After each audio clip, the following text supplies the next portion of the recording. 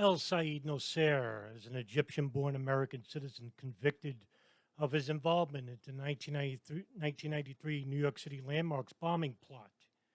He had earlier been tried for but acquitted of the infamous 1990 New York City assassination of the radical Jewish Rabbi Meir Kahane, the founder of the Jewish Defense League.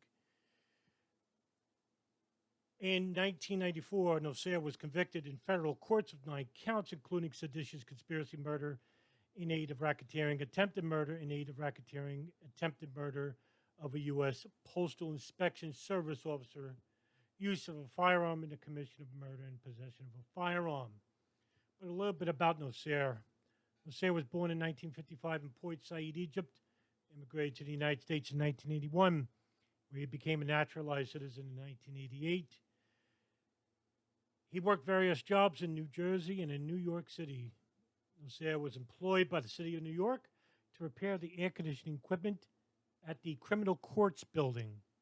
This is key because just yesterday I talked about Ahmed Amin Rafai and the key positions some of these sleeper cells had is key to understanding the 1993 World Trade Center bombing and the 2001 terrorist attacks in New York City and Washington, D.C. However, Nosair expressed dislike for American culture and what he perceived to be rampant moral corruption.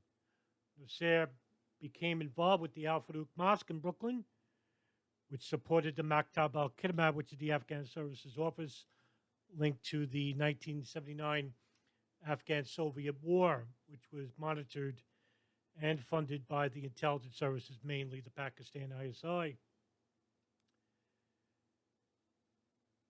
The purpose of the Maktab al-Khidmat was to raise funds for the Arab Mujahideen, as well as recruitment.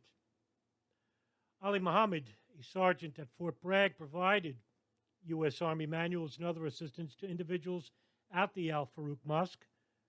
For Ali Muhammad was loyal to Osama Bin Laden and the Egyptian radical cleric Omar Abdul Rahman from Gamma Islamiyah. Some of the members, including Mahmoud Abalima, Mohammed Salameh, and Nosair, practiced at the Calverton shooting range in Long Island, which was photographed by the FBI in 1992. In 1990, Nosair was accused of assassinating Rabbi Meir Kahane, the founder of the JDL, as I said before, which was held at a catch party at the Manhattan's Marion at the East Side Hotel. Following a skirmish, Nosair was shot by Carlos Acosta as he tried to get away, a police officer for the United States Postal Inspection Service. He was supposed to meet Mahmoud Abalima in a taxi cab because Abalima was a taxi driver, but Abalima was nowhere to be found. Nosair was in another cab. He actually mistook Abalima's cab for another cab, and when he found out Abalima was not driving, he got out and ran away, ran into Carlos Acosta. Acosta drew his pistol and shot Nosair, but Nosair shot him in the shoulder. Nosair was taken to Bellevue at the same time Rabbi Meir Kahane was. Kahane, however, succumbed to his wounds. In 1991, Nosair was acquitted of Kahane's murder, but they convicted him of assault and possession of a legal firearm. He was also convicted of related charges, including shooting Acosta, where he was defended by noted civil rights lawyer William Kunstler, along with 2 other co-counsels, who at first advised him to plead insanity. But when Nosair refused, the defense argued that there was a conspiracy against Nosair, and Kahane might have been killed by one of his followers. Kunstler saw the composition of the jury, which he described as being made up of third world people and people who were not yuppies or establishment types, which was crucial to the verdict, as they saw a persecution of Arabs during that time. The judge in the trial, Justice Alvin Schlesinger, said that the jury's acquittal of Nosair on the murder charge was, quote, against the overwhelming weight of evidence and was devoid of common sense and logic, end quote. On January 29, 1992, Nosair was sentenced to 7.5 to 22 years in prison, the maximum allowed. However, Nosair, while he was serving state time in prison, was also convicted as being part of a federal trial along with the blind Sheikh Omar Abdel Rahman. Omar Abdel Rahman, as well as 8 others, were both everyone was convicted and received life sentences without the possibility of parole for their involvement in a terrorist conspiracy, in which Nosair's case got life plus 15 years. It was ruled that Kahane's death was part of the total seditious conspiracy, according to Kunstler.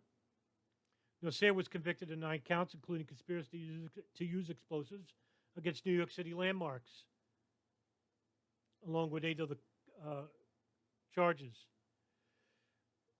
This was precipitated by FBI informant Imad Salem, another Egyptian who was close to Omar Abdel Rahman, sometimes acting as a bodyguard. Nosair's relatives obtained funds from Osama Bin Laden to pay for Nosair's defense. According to a New York Daily News article dated October 9th, 2002, quote, Osama Bin Laden helped pay for the legal defense of the man who shot militant Jewish leader Meir Kahane in a Midtown hotel in 1990, officials revealed. The FBI had never heard of Bin Laden at the time, and the New York police were saying Kahane's killing of Sayyid Nosair was the work of a lone gunman with no affiliation to terrorist groups. The revelation surfaced in a report by Eleanor Hill, the director of the Senate Intelligence Committee that investigated the pre-September 11th intelligence failures by government agencies. During the trial, the FBI learned that one of the relatives of Nosair traveled to Saudi Arabia to obtain money to pay for Nosair's defense, Eleanor Hill wrote. Quote, he received funds from a wealthy Saudi, Osama Bin Laden, end quote.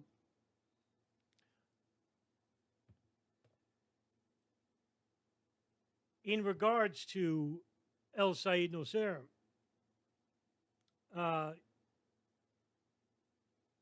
you'll have a better, clearer understanding about Arab criminality and Islamic terrorism, as both are simultaneously in conjunction with one another. Many Sunni scholars will condemn the religious teachings of Osama bin Laden, Omar Abdel Rahman, Dr. Ayman al-Zawahiri, and their followers like Sayyid Nosair, Ali Muhammad, Muhammad Atta, and others, many others. And these people are basically not religious figures, but apolitical terrorists who are sending a message to the foreign policy of the United States of America in regards to Saudi Arabia and Israel. And the truth movement will have to get a better understanding of, well, if they want a better understanding of September 11, 2001, they have to work backwards. And you have to come to the understanding that, yes, there are terrorist networks that exist. However, these terrorist networks are also being shadowed by the intelligence apparatus. In regards to the 1993 World Trade Center bombing, Israel, the Israeli Mossad, was monitoring certain suspects. One notable suspect was Mohammed Saleh and Sayyid Nosair. In their apartments were documents that were left by Ali Muhammad, who was a triple agent for the CIA, FBI, and the radical fundamentalists led by Rahman and Bin Laden. And one could say that these intelligence apparatuses could have foreknowledge about these events before they even happened, but they allow these events so they could take advantage of the geopolitical aspects that come immediately after, especially with the 9/11 attacks. We have the fraudulent war on terror that is still ongoing today. Sayyid Nosair currently is serving his time, a life prison sentence at Marion, Illinois.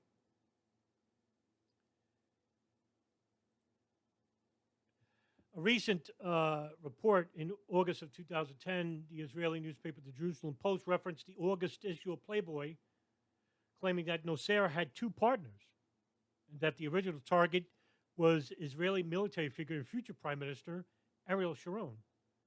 The article stated, quote, he added that on the night he shot Kahane, he was accompanied by two co-conspirators to the Marion Hotel in Manhattan where Kahane was speaking, one of whom was also carrying a gun. The men, Bilal al-Kisi of Jordan, the other, Mohammed al-Salameh, a Palestinian illegal alien who was later involved with the World Trade Center bombing and who rented the Ryder truck under his name, in which the FBI found the axle and arrested Salameh, who went back to get his security deposit and broke the investigation wide open,